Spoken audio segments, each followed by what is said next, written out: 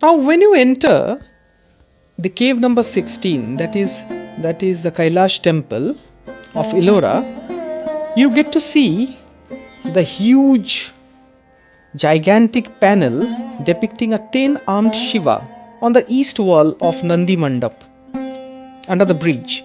It's very hard to miss that image because it's huge, and the image of Lord Shiva is known as Gajantaka or Gajasura Samhara, which literally means the slayer of the elephant demon. So in Shiv Puran or Kurma Puran, the story of Gajantaka is found, and it's a very favorite theme, and it has been used multiple times in Indian rock cut architecture. The demon Gajasura was a powerful devotee of Shiva.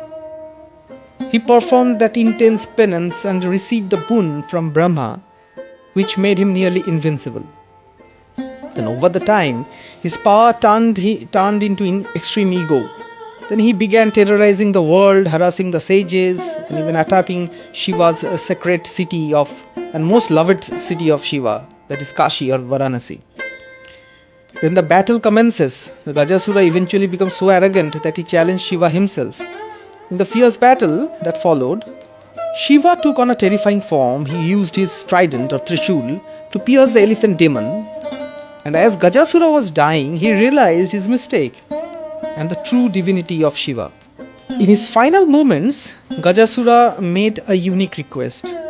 He asked Shiva to wear his elephant skin or the elephant hide forever, so that his memory would be preserved through the Lord.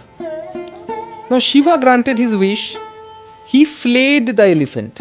It's very interesting to note that he flayed the elephant, stepped out of its skin, and draped it over his shoulders like a cloak. That's why Shiva is often called Krittivasa, which means the one who is clad in hide. Okay, that means here is the skin of the elephant. So now if you look the architecture closely, you will see that in his front right hand he holds the tusk of Gajasura. Okay, in his middle right hands he holds the Trishula and the Damru. These are the two objects by which you can identify any image of Shiva to be of Shiva. Okay, and his hands at the back hold the hide of the elephant. So with one of his middle left hands he touches the face of Uma sitting at the bottom. You can see that the 10-armed Shiva is standing with his right leg on the Apasmara Purusha. Here Apasmara Purusha we all know, even in the image of Nataraja, that figure represents ignorance. His front left hand can be seen near his waist. Shiva is wearing a Nagabandha, that is the snake coils on the forehead, a garland of skulls on his neck.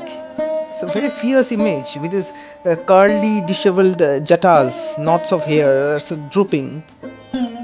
The carved elephant on the right side of Shiva represents the Gajasura. And you can see there are 7 headless woman figures are called Shaptamatrika. They're seated in Padmasana and on the ground just below the Apasmara Purusha.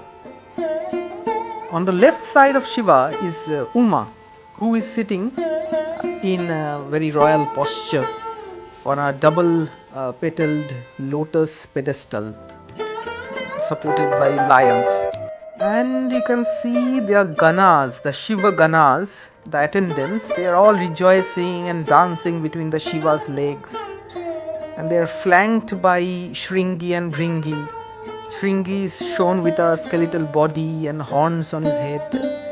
Is accompanied by a woman on the right side. So there are 2 more figures at the top of the panel between Shiva's jatas and arms. So look closely. It's a lot to decipher. It's very interesting, isn't it?